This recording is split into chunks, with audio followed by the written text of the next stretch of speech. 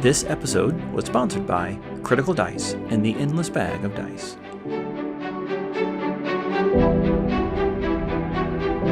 Welcome to the Compendium, a resource designed to help you spend less time learning D&D and more time actually playing. Yeah, so let's unpack what they look like. Oh, yeah, sure. Right? Because it's a very interesting blend of a lot of different things, I think, in their own way. They're very distinct, first of all. If you see a half-orc, there's no question about what they are. Like, you know it's a half-orc. Yeah, exactly. Unlike the half-elves where it's like, are they human or the elf? I don't know. Yeah, they look like one to the other. Right. They thing. Can it's like, they no, play you know what this is. Yeah. Exactly. Yeah, so half-orcs, they typically have kind of a grayish, dusky skin. Usually there are tusks or not talons, basically the big underbite with the two tusks coming out, basically. More of a sloping forehead, the jutting jaw, and also they're massive. Like, they're really big. They're like really beefy humans, because they can start at 5 feet, right. So they can be kind of average to short size as far as like a human goes, but you can get up to 7 feet, yes. And their weight can get up to like 250 or 300 pounds. Right, yeah, 180, all like muscle, 250, assumingly. all muscle, yeah. So they're just like linebackers, basically. They're just these big dudes, and they're physically imposing. They've got that the tusks and the skin coloration that really just marks them. Oh, that's a half-orc. It's unmistakable, and you just can't hide it. And I think a lot of them just, they don't. Yeah. And again, too, because of the cultures, especially if they grew up in orc culture as opposed to human culture, there's going to be war wounds. There's going to be brands that they may or may not try to hide, or even revel in the fact that they have a tattoo or brand over their eye, or there's this wicked scar on their arm or something like that. So it does tend to give them a very intimidating and wild look. It's like when you're at the grocery store and you see like a mom with a couple of like little kids, and there's like a dude coming down with like full sleeve tattoos, biker vest, and she's like shushing the kids over to one side, and it's like, I know that dude from church. It's fine, but like it's a very intimidating presence, and you're like, okay, yeah. So it makes a lot of sense. Right, but their size is still medium. They're still medium, right? Yes. I don't think that's medium is interesting because it's such a big range. Yeah. You can be a very broad swath of sizes and still fit into a medium category. Yeah, as long as you're like around 5 feet to like 8.5, 9 feet, you're medium. Like 80 pounds to 300, 400 pounds. Like, I don't know. It's just a very... Yeah, it's pretty wild. Yeah, but then again, the two, like, humans in real life range that much too. That's true. Right? Like, I work with a guy who is 6'5", and I used to work with a girl who was 4'11", and used to say that, no, I'm not a dwarf or something like that, because I meet the height requirement to not be that. And she was very proud and protective of it. And I know people who were like super skinny like me, and other people who were just massive slabs of beef. And is that okay to say? I don't even know. You guys will find out in the comments. The internet will tell us. Massive slab of beef here. I enjoyed your podcast. Thanks, man. Don't hurt me, please.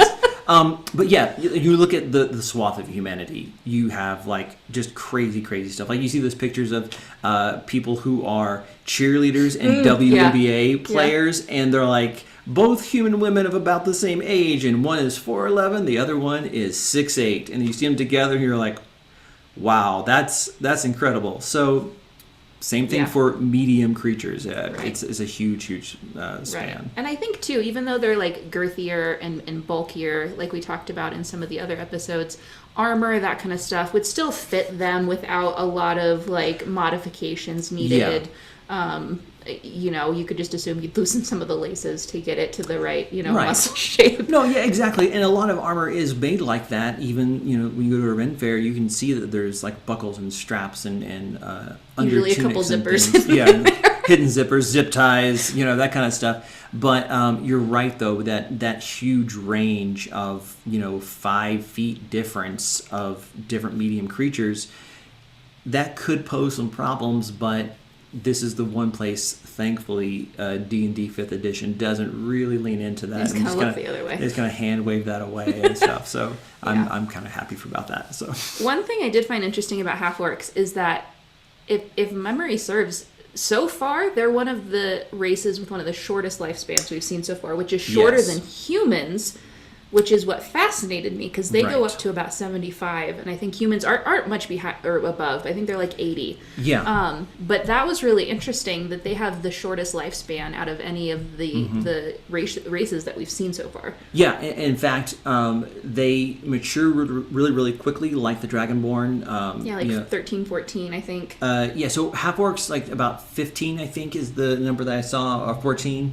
and they'll live up to 75. But if you look at orcs, just plain orcs, they mature at like age 12 and live to 60. So the those human humans are influence expanding actually is a benefit there, but it's still, like you said, one of the shorter lived races that we've come across so far, especially in the player's handbook. Right.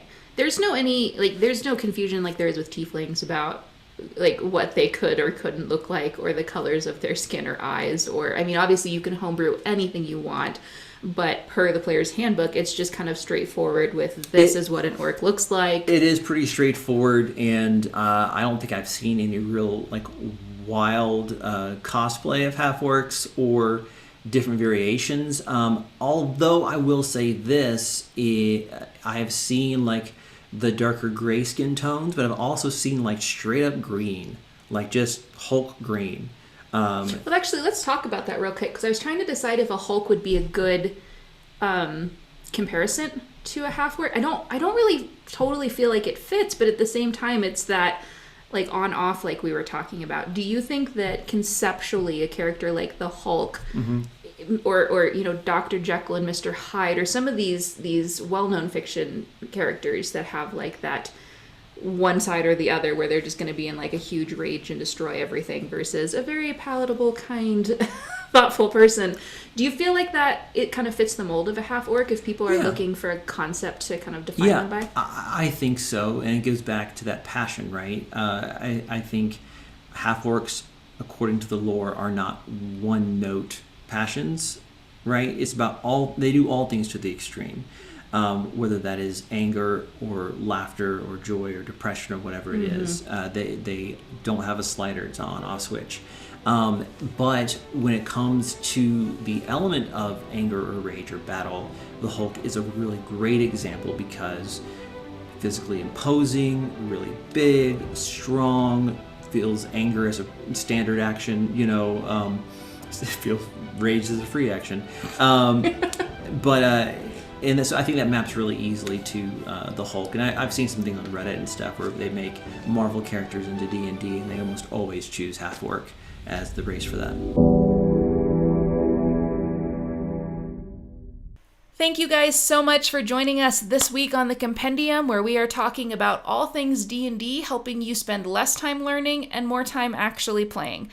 This episode was sponsored by the Critical Dice and the Endless Bag of Dice, where you can get a new set of dice delivered to your door every single month for as little as $6.99. Click on the link in the show notes to learn more. Make sure you subscribe to our channel if you enjoyed listening in this week, so that you know every time we push out a new video. And also leave a comment below if you learned something new in this episode that you didn't know before. Thank you so much for listening in. We'll see you guys next time.